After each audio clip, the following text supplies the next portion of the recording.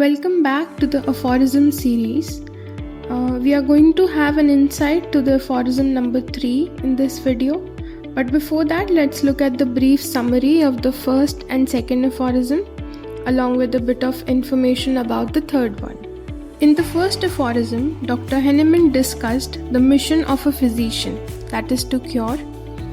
And in the second aphorism, Dr. Henneman defines the highest ideal of cure. Now in the third aphorism, Dr. Henneman lists the tool that a physician needs to cure his patients. Let us start by reading and then later explaining the aphorism word by word. Aphorism number 3. If the physician clearly perceives what is to be cured in the disease, that is to say in every individual case of disease, knowledge of disease indication, if he clearly perceives what is curative in the medicines, that is to say in each individual medicine, knowledge of medical powers, and if he knows how to adapt according to clearly defined principles what is curative in medicines to what he has discovered to be undoubtedly morbid in the patient, so that the recovery must ensue, to adapt it as well in respect to suitability of the medicine most appropriate according to its mode of action to the case before him. Choice of remedy, the medicine indicated, as also in respect to exact mode of preparation and quantity of it required, that is proper dose, and the proper period of repeating the dose, if finally he knows the obstacles to recovery in each case and is aware how to remove them so that the restoration may be permanent, then he understands how to treat judiciously and rationally, and he is a true practitioner of the healing art. इस aphorism में doctor Hahnemann क्या समझाना चाह रहे हैं? Basically वो एक definition दे रहे हैं कि एक ट्रू प्रैक्टिशनर कौन है. If he clearly perceives what is curative in the medicine, पहली नॉलेज तो होनी चाहिए कि आपको नॉलेज हो डिजीज़ की. दूसरी नॉलेज होनी चाहिए कि जो दवाई आप दे रहे हो उसके अंदर ऐसा क्या है कि वो आपकी डिजीज़ को क्योर करेगा, उसकी क्या क्यूरेटिव पावर्स हैं. और हर इंडिविजुअल मेडिसिन की नॉलेज होनी चाहिए. ऐसा नहीं कि आपके पास एक रूब्रिक के अंदर 4 मेडिसिन हैं, आपको लग रहा है कि चारों में से कोई भी दे दो और पेशेंट ठीक हो जाएगा. The first piece of information that you need is that what is to be cured here. क्या हमें सिम्टम को क्योर करना है, हमें पैथोजन को क्योर करना है, हमें पैथोलॉजी को क्योर करना है, हमें नोसोलॉजिकल डिजीज़ को क्योर करना है, या हमें पूरे पेशेंट को एज अ होल देख के उसे क्योर प्रोवाइड करना है. Henneman says that you have to know what is curable in every individual case of the disease. हमारा पूरा फोकस उस इंडिविजुअल पे होना चाहिए जो डिजीज कंडीशन में है. पर इसका ये मतलब नहीं कि हम डिज़ीज़ को भी निगलेक्ट कर देंगे, नहीं, हम दोनों को साथ लेके चलेंगे. तो individual who is throwing symptoms at us उसको भी, और जो डिज़ीज़ है उसको भी. हमें पैथोलॉजी को नहीं छोड़ना है. सपोज़ हम इंडिविजुअल का कॉन्स्टिट्यूशन तो लिख लें, क्या कॉन्स्टिट्यूशन है, ये नेचर है, इस चीज़ में वो ऐसे रिएक्ट करता है, ये इसकी ससेप्टेबिलिटी है, और उसकी पैथोलॉजी को इग्नोर कर दें, तो क्या होगा कि हमें जो मेडिसिन सेलेक्ट करनी है हमें उसमें दिक्कत आएगी. हम एक फाइनल रेमेडी तक नहीं पहुंच पाएंगे जो क्योर प्रोवाइड कर सके.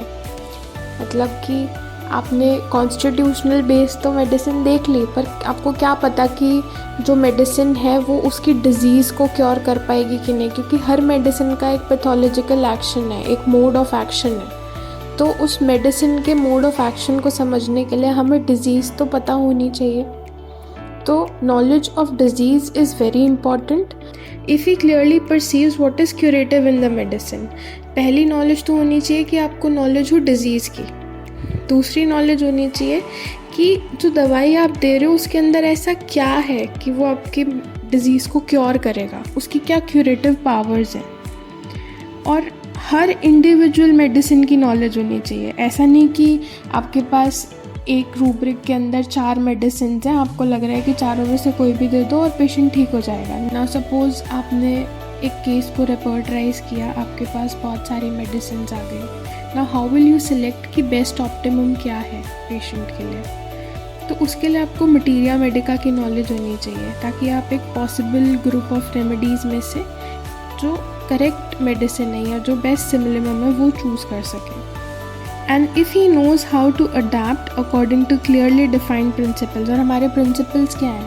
The principle is law of similia. Patient को क्योर करने के लिए हमने देखा कि what is most important? Knowledge of disease, knowledge of medicine and its application. इन दोनों का एप्लीकेशन बहुत ज़्यादा ज़रूरी है. इसके बाद हम एक रेमेडी चूज़ करते हैं. वो चूज़ करने के लिए भी हमें मटीरिया मेडिका की हेल्प चाहिए. अब हमने रेमेडी तो चूज़ कर ली, उसके बाद भी there are so many filters to achieve cure. वो फिल्टर्स क्या हैं कि आपने जो रेमेडी चूज़ की उसका मोड ऑफ प्रिपरेशन आना चाहिए आपको, कि how to prepare that medicine and in which quantity it should be given. एक प्रॉपर डोज होनी चाहिए. Repetition plays an important role, कि कितने टाइम पीरियड के बाद उसे रिपीट करना है. और इन सब के बाद भी एक चीज़ बच जाती है जो सबसे इम्पॉर्टेंट है, वो है कि ऑब्स्टेकल टू रिकवरी. अब क्या क्या चीज़ें हर्डल बन सकती हैं रिकवरी में? कोई भी एक्साइटिंग या मेंटेनिंग कॉज है, जब तक आप उसे रिमूव नहीं करेंगे it will keep on aggravating the situation और वो कभी क्योर तक नहीं पहुंच पाएगा. अगर आप इन सब चीज़ों को ठीक से परसीव कर पाते हैं तभी आप परमानेंट रेस्टोरेशन तक पहुंच पाएंगे, और तब आप अपने प्रोफेशन की तरफ जस्टिस दे पाएंगे, या लॉजिकली और सेंसिबली आप अपने प्रोफेशन को फॉलो कर पाएंगे, और तभी आप एक ट्रू प्रैक्टिशनर बनेंगे इस आर्ट ऑफ हीलिंग के. तो एक एग्जाम्पल के थ्रू समझते हैं कि अफोरिज्म 3 में डॉक्टर हेनेमन क्या कहना चाहते हैं. सपोज़ आप ये आदमी देख रहे हैं स्लाइड में, ये एक स्क्रू है जो वॉल में फिक्स करना चाहता है ताकि एक पोर्ट्रेट वहाँ पे टांग सके.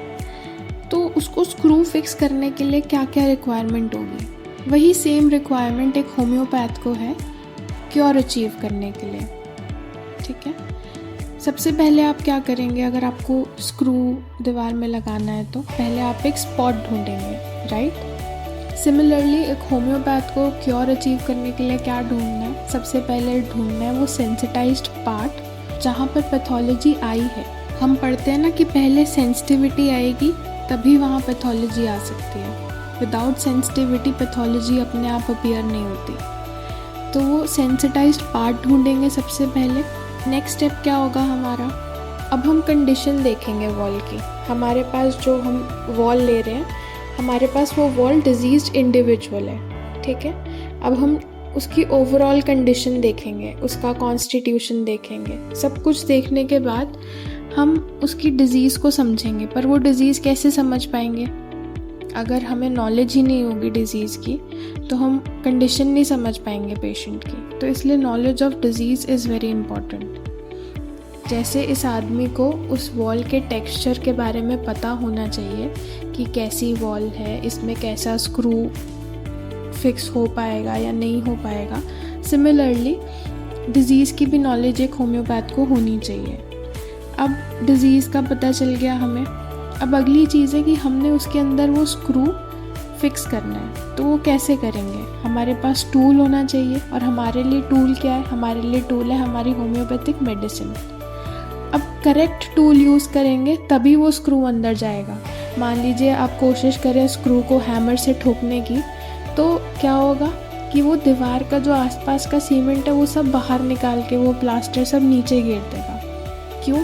क्योंकि स्क्रू एक रेजिस्टेंस प्रोवाइड करता है. जो आप हैमर से करेंगे कोशिश तो वो नहीं अंदर जा पाएगा. अगर आप ड्रिल मशीन यूज़ करते हैं तो परफेक्टली अंदर फिक्स हो जाएगा. सिमिलरली अगर आप करेक्ट मेडिसिन वाइजली चूज़ नहीं करेंगे तो वो क्योर नहीं करेगा, वो रेजिस्टेंस शो करेगा, होम्योपैथिक एग्रावेशंस देगा, या मे बी आपके ट्रीटमेंट को डिले कर दे.